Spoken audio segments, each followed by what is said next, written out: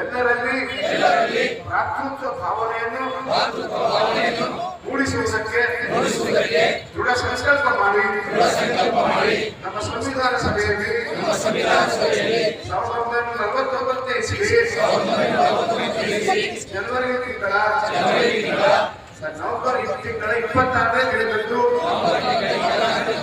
ಈ ಸಂವಿಧಾನವನ್ನು ನಮಗೆ ನಾವೇ ಅರ್ಪಿಸಿಕೊಂಡು ಅಂಗೀಕರಿಸಿ ಶಾಸನವಾಗಿ ವಿಧಿಸಿಕೊಂಡಿದ್ದೇವೆ.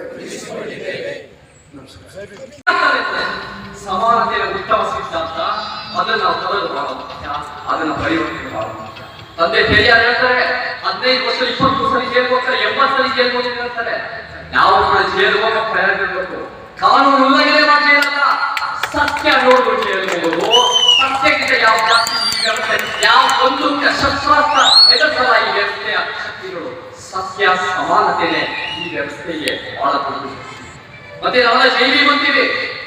ಜೈವಿ ಎಲ್ಲಿಂದ ಬಂತು? ಜೈವಿ ವ್ಯಕ್ತಿಯ ಅವಲಂಬನೆ ಅಲ್ಲ. ಜೈವಿ ಎಲ್ಲಿಂದ ಬಂತು? ಇವತ್ತು ಕೋರ್ಸ್ಗಳು ಎಲ್ಲರೂ ಬರುತ್ತೆ, ಸಿನಿಮಾದವರು ಜೈವಿ ಅನ್ನೋ ಶೀರ್ಷಿಕೆ ಇರ್ತಾರೆ, ಜೈವಿ ಎಲ್ಲ ಕಡೆ ಸ್ಪ್ರೆಡ್ ಆಗ್ತದೆ, ಬಹಳ ಒಳ್ಳೆಯದು. ಆದ್ರೆ ಜೈವಿ ಎಲ್ಲಿಂದ ಬರುತ್ತೆ? 1818ರಲ್ಲಿ ಭೀಮಾ ಕೋರೆಗಳ ಸಂದರ್ಭದಲ್ಲಿ ಮಹಾದಲಿತ ಸೈನಿಕರು ಭೀಮಾ ನದಿ ದಾಟಿರುವಾಗ ಉತ್ತೇಜನೆ ಪಡೆ ಜೈ ಭೀಮ್ ಅಂತ. ಇವತ್ತಿನ ದಿನ 206 ವರ್ಷದ ನಂತರ ಜೈ ಭೀಮ್ ಅನ್ನೋದು ಪ್ರತಿರೋಧದ ಸಂಕೇತ, ಪರಿವರ್ತನೆಯ ಸಂಕೇತ. ಇಡೀ ಅನ್ಯಾಯದ ವ್ಯವಸ್ಥೆ ವಿರುದ್ಧ, ಯಾವ ಒಂದು ಪಕ್ಷದ ವಿರುದ್ಧ ಅಲ್ಲ. ಒಂದು ಪಕ್ಷದ ವಿರುದ್ಧ ಬಾಬಾ ಸಾಹೇಬ್ ಅವರು ವಿರುದ್ಧ ಆಳುವ ಕೇಂದ್ರ ಸರ್ಕಾರದ ವಿರುದ್ಧ ಮಾತ್ರ ಅಲ್ಲ, ಈ ರಾಜ್ಯ ಸರ್ಕಾರದ ಅಸಮಾನತೆಗಳು, ದಲಿತ ವಿರುದ್ಧ ವ್ಯವಸ್ಥೆಯಿಂದ ಇನ್ನೂ ದಲಿತ ವಿರೋಧಿ ರಾಜ್ಯ ಸರ್ಕಾರದ ವಿರುದ್ಧ ಸಹ ಬಾಬಾ ಸಾಹೇಬ್ ಸಂದೇಶ ಇದೆ. ಅದನ್ನು ನಾವು ಅರ್ಥ ಮಾಡ್ಕೋಬೇಕು.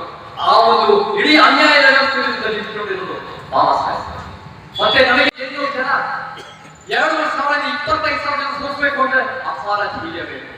ಇವತ್ತು ನಮ್ಮ ಚಳವಳಿಯಲ್ಲಿ ಬಹಳ ಧೈರ್ಯ ಬೇಕು. ಧೈರ್ಯ ಅಂದ್ರೆ ಜಿಮ್ ಹೋಗಿ ಎಷ್ಟು ವೇಟ್ ಎತ್ತೀರಾ ಅಲ್ಲ.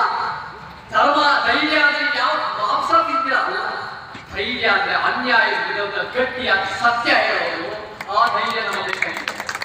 ಈ ಧೈರ್ಯ ಅನ್ನೋದು ಇವತ್ತಿನ ದಿನ ನಮ್ಗೆ ಎಲ್ಲ ತರ ಧೈರ್ಯ ಸಾಹಿತ್ಯ ಮಾತಾಡುತ್ತೆ, ವಿರೋಧ ಬರುತ್ತೆ, ಜೀವ ಬೆದರಿಕೆ ಬರುತ್ತೆ, ಎಲ್ಲ ತರ ಹಿಂಸೆ ಬರುತ್ತೆ, ಸ್ಟೇಷನ್ ಹಾಕ್ತಾರೆ, ಸುಳ್ಳು ಅಪಪ್ರಚಾರ ಮಾಡ್ತಾರೆ. ಬಾಬಾ ಸಾಹೇಬ್ ಏನ್ ಹೇಳೋದು ನನ್ನ ಮಾತು, ನಮಗೆ ಪರಿವರ್ತನೆ ಬಯಸಿದ್ರೆ ನೀವು ನಿಮ್ಮ ಜೀವನ ಪಣ ಇಟ್ಟು ನಿಂತ್ಕೋಬೇಕು. ಯಾಕಂದ್ರೆ ಬದುಕಿದ್ರೆ ನಾಯಕ, ಸಸ್ಯ ಇತಿಹಾಸ. ನಾವು ಅದಕ್ಕೆ ಧೈರ್ಯ ಮತ್ತು ಅನ್ಯಾಯ ವಿರುದ್ಧ ಬಾಬಾ ಸಾಹೇಬ್ ಜೀವ ಬೆದರಿಕೆ ಬರ್ತಾಯಿತ್ತು, ತಂದೆ ಪೆರಿಯಾರ್ ಎಷ್ಟು ಜೀವ ಬೆದರಿಕೆ ಬಂತು.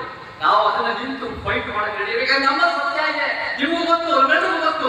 ಸಮಾನತೆಗೆ ಸತ್ಯ, ಸಮಾನತೆಗೆ ಪರಿವರ್ತನೆ.